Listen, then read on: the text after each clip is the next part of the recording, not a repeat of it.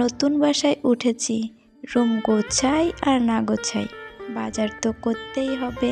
তাই আজকে বাজারে গিয়ে কিনলাম অনেক ধরনের মাছ। মাছের সাথে আমরা 2 রকমের মাংসও নিয়েছিলাম। সো হ্যালো এভরিওয়ান, কি অবস্থা সবার? ঘুম থেকে উঠেই কিচেনে এসে দেখি কিচেনটার বেশ বাজে অবস্থা। সব কিছু অগোছালো, এলোমেলো। আর এলোমেলোই তো থাকবে, কালকে তো কিচেনটা একদমই পরিষ্কার করা হয়নি, জাস্ট সব কিছু সব জায়গায় রেখে দেওয়া হয়েছে। তাই আজকে ঘুম থেকে উঠে প্রথম কাজ হচ্ছে কিচেনটাকে বেশ সুন্দর করে পরিষ্কার করা। কিচেনটাকে তো পরিষ্কার করেই নিলাম, তবে কিচেন পরিষ্কার করতে তো আমার প্রায় 3 ঘন্টার মতো টাইম লেগে গিয়েছে। কেন এত টাইম লাগলো আমি নিজেও জানি না, তারপরেও আমার কিচেনটা যে সুন্দর করে গোছাতে পেরেছি এটাই অনেক। আর কিচেন গোছানোর পর চলে এসেছি সকালের নাস্তা বানাতে। আর আজকের সকালের নাস্তায় ছিল রুটি বা পরোটা। রুটি পরোটার সাথে যদি 1 কাপ দুধ চা হয় তাহলে তো বেশ জমেই যায়।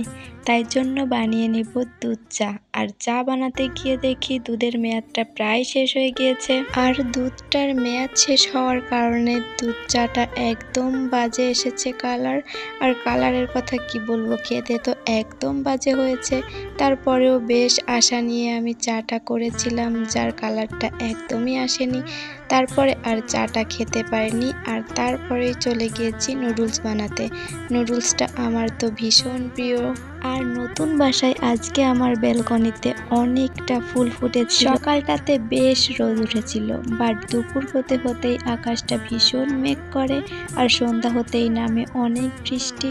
আর এই যে বৃষ্টিটা যখন অল্প অল্প হচ্ছিল তখন আমরা বাসা থেকে বের হয়েছিলাম, বাট বের হওয়ার পর এতটা বৃষ্টি নামে যে আমরা ফোনটাই আর বের করতে পারি না।